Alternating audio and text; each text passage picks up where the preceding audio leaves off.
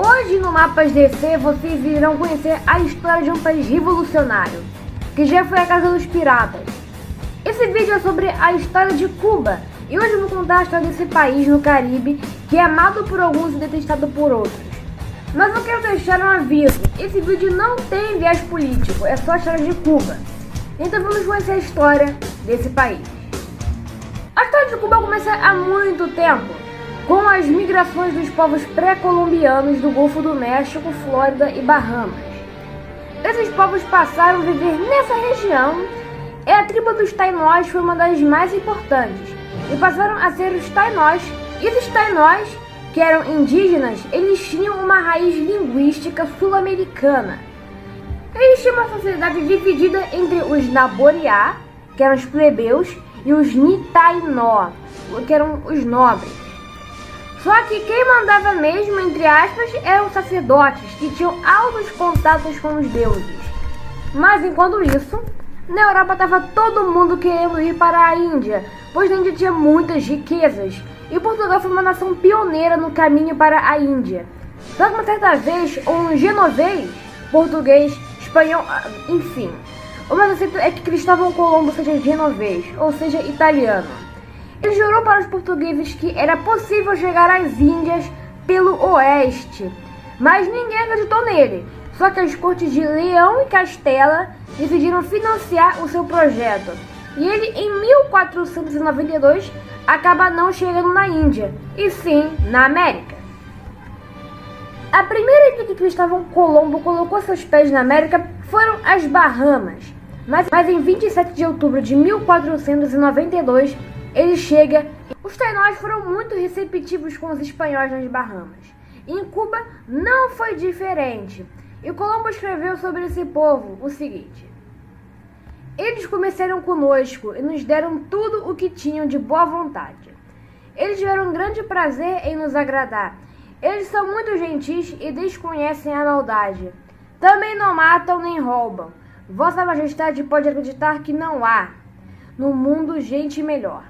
Eles amam seus vizinhos como a si próprios e têm a fala mais doce do planeta e são gentis e estão sempre rindo. Esse relato é muito interessante, pois nos mostra um pouco da personalidade desses povos esquecidos, que a maioria a gente realmente acha que é selvagem. E realmente existiam índios amigáveis, muito diferentes dos goitacazes, não é mesmo? E na ilha de Cuba, em relação à Espanha, se criou uma cultura de tributo. Quando os jovens chegavam a 14 anos, eles deviam dar ouro para os espanhóis.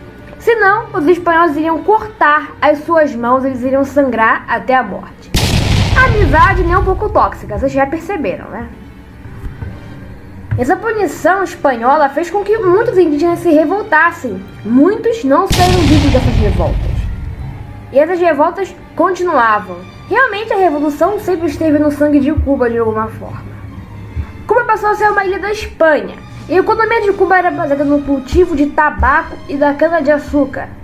Esse trabalho era exercido pelos escravos, que muitos deles vinham do Haiti. E como você pode ver aqui no mapa, o Haiti fica bem perto de Cuba, ou seja, é um comércio bem rápido.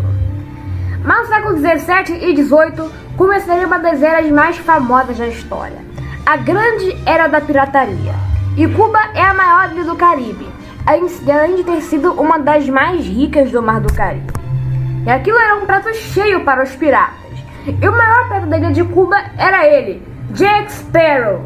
Não, tô brincando. O maior e mais rico pirata de Cuba era Amaro Pargo, um corsário e comerciante espanhol que foi um dos maiores piratas de todos os tempos. Pargo, além de ser um exímio pirata, ele invadia navios e saqueava os mesmos, e também era um comerciante de escravos, que levava no seu navio escravos para as plantações. Ele foi responsável pela captura do navio inglês St. Joseph.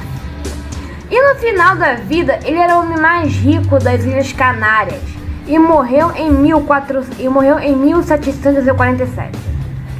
Cuba continuou sob o domínio espanhol por muito tempo, até que os primeiros processos de independência começaram, em 10 de outubro de 1868. E o seu líder foi Carlos Manuel Céspedes, que era um latifundiário com um engenho de açúcar em Cuba. Ele teve uma educação europeia, ele era um exímio liberal que amava as ideias iluministas.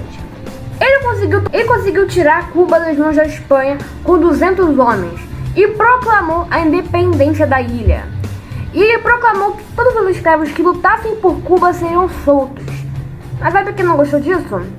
Os fazendeiros, que foram uma das maiores oposições ao governo de Céspedes. Mas isso durou pouco, pois a Espanha, em 1873, conseguiu reunir forças para reconquistar a ilha de Cuba, e Céspedes foi expulso do país. Mas o Império Espanhol já estava com seus dias contados. Os americanos, em 1898, estavam na ilha de Cuba de boa. Sim, essa época já existiu. Eles viviam de boa com os espanhóis. Os americanos estavam em Havana com o USS Maine, um grande encouraçado. Até que o USS Maine explodiu absolutamente do nada. E ninguém sabe a causa da explosão. Mas o que a gente sabe é que os Estados Unidos culparam a Espanha. Mas isso aqui é um pouco óbvio, né? Outra potência na ilha de uma potência é um pouco esquisito, não é mesmo? E assim começou uma guerra com o intuito de varrer o Império Espanhol para fora da terra. Essa foi a Guerra Hispano-Americana. E no final da Guerra Hispano-Americana, em 10 de dezembro de 1898, a Espanha perdeu o controle de Porto Rico, Filipinas e Cuba. E Cuba deixou de ser uma colônia espanhola e virou uma colônia americana. E a partir dali, Cuba iria ser um fantoche do imperialismo americano, que estava querendo levar sua influência para o Caribe. Vamos lá. Cuba, durante a ocupação americana, evoluiu para outro nível. Saca só isso aqui. A saúde em Cuba melhorou muito, e a erradicação da febre amarela em Cuba foi muito importante. Além da educação, teve vários avanços, com a construção de universidades e mais escolas em Cuba. A fome caiu bastante com a ocupação americana e etc. Mas com a Emenda Platt de 1902, Cuba evoluiu de colônia para protetorado. E os Estados Unidos ainda possuíam muitas vantagens em solo cubano. Por mais que agora Cuba fosse independente, ainda os americanos existiam muitos direitos naquela ilha. E os Estados Unidos ainda estavam ocupando Cuba militarmente. Em 1944, o presidente de Cuba, Batista, perdeu as eleições para um tal de Ramon Grau. Enfim, é um tal de Ramon. Mas com o tempo, Ramon Grau foi acusado de corrupção e Batista aproveitou para dar um golpe em 52 e voltar ao poder. Fulgêncio Batista se tornou um ditador temido em Cuba, que perseguia e torturava opositores. Em resposta à tirania de Batista, começava em 53 a Revolução Cubana. A Revolução Cubana teve como grande nome Fidel Castro.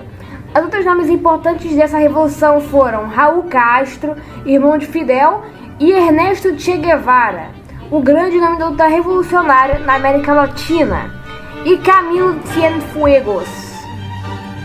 A Revolução Cubana terminou em 59 com os atos revolucionários.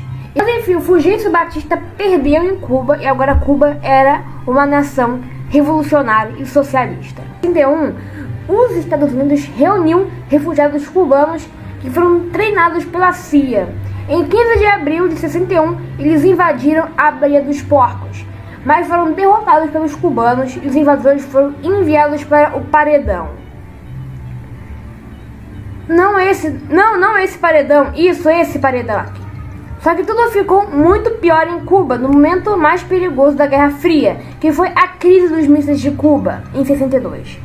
Após a invasão da Baía dos Porcos, Khrushchev deu alguns mísseis para Cuba. Aquilo assustou os Estados Unidos. Eles fizeram um bloqueio naval a Cuba. No final não teve nenhuma guerra, graças ao meu bom Deus. Mas os Estados Unidos ficaram putaços. Capturaram Che Guevara e executaram ele na Bolívia em 67. E por causa de uma série de violações dos direitos humanos feitas pelos humanistas, os Estados Unidos embargaram a economia cubana, ameaçando sancionar os países que tivessem laços econômicos com Cuba. O único país que ainda apoiava Cuba era a União Soviética. Mas quando a União Soviética caiu em 91, a economia de Cuba entrou em completo declínio. E hoje Cuba é um país pobre, com uma saúde escassa, com fome e pobreza, e que vive em um regime sanguinário que mata e persegue opositores. Mas eu espero que as gerações não se esqueçam dessa história linda, que é a história de Cuba. Então, muito obrigado pelos que viram até aqui. Sim, esse vídeo ele foi apenas assim um flash, por causa que tem muita coisa que dá pra gente falar sobre Cuba. Como eu disse, a Revolução Cubana é um assunto muito complexo, não dá pra gente abordar só nesse vídeo. Mas eu ficaria muito feliz se você se inscrevesse no canal e desse um like, tá? Por causa que assim, esses vídeos são muito difíceis de fazer. Eu já quero deixar aqui uns comentários felizes com esse vídeo e a gente vai voltar com tudo. Muito obrigado e tchau!